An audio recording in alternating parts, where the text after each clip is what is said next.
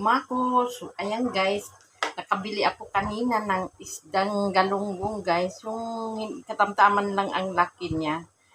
Aking ipapaksiw na paadobo. Masarap to guys. Yun ang gawin sa ano. Luluto ko yan lahat guys kasi ano yan. Masarap yan habang matagal na nakababad yung panimpla niya. Pwede siyang ano, mabutang hanggang bukas. Kung gusto mo iprito, pwede rin. Yan, masarap yan pag ano na siya, inadobo, paksim pa adobo na, tapos iprito mo. Masarap na siya. Mas nag-request yung asawa ko, lagyan ko daw ng, wala kasi akong siling green guys. Lagyan ko daw ng siling labuyot, pisatin ko daw.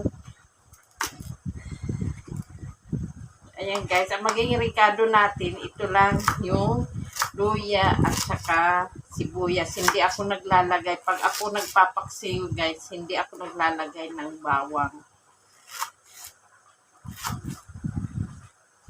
Luya at ano lang, sibuyas lang.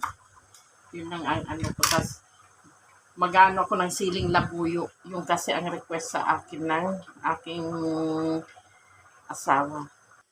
So ayan guys. Dinagay ko na dito guys yung ano yung isda.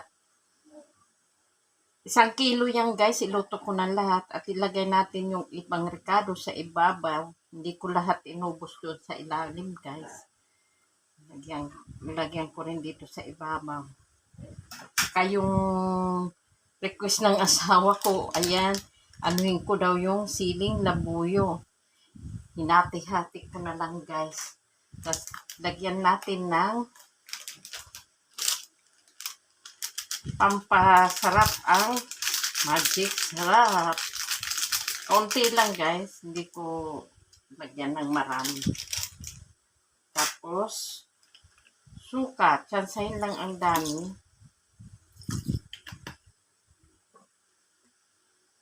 At tuyo. Ganon din, tsansahin din lang. Madali na lang magdagdag mamaya. Kung matabang. Dagdagan na lang natin ng kaunting asin mamaya pag kulang ng timpla.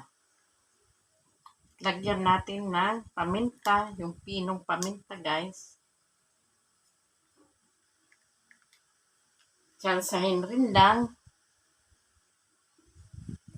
At lagyan natin ng tubig guys.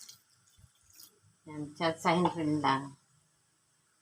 Dahil depende yan sa kung anong dami ng iluluto. Kaya tsansa-tsansa lang ang ating pagtimpla. Ayan. Ayan, may ilalagay pa tayo dyan. Guys, mamaya pag malapit na siyang maluto. So, ayan guys, sa atin nang sinalang ang ating paksiw na paadobong isdang galunggong.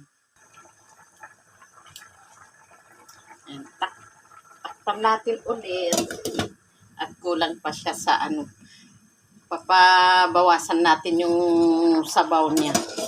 Hindi naman natin patutuyuin masyado guys. Magtitira tayo ng kaunting sabaw dahil nga yung asawa ko ay mahilig magsabaw yun. Magtira tayo ng kaunting sabaw.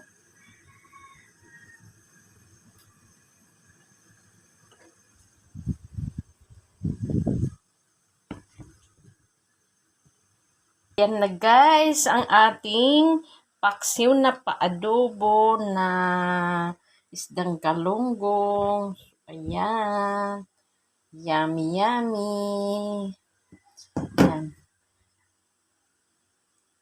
Luto na rin yung kanin namin guys. Hindi ko siya guys talaga pinatuyuan guys. Kasi ang asawa ko ay nagsasabaw siya. Pero konti na lang yan. Nagtira lang ako konting sabaw. So, ayan. Thank you for watching. Bye-bye and God bless, guys. Yun.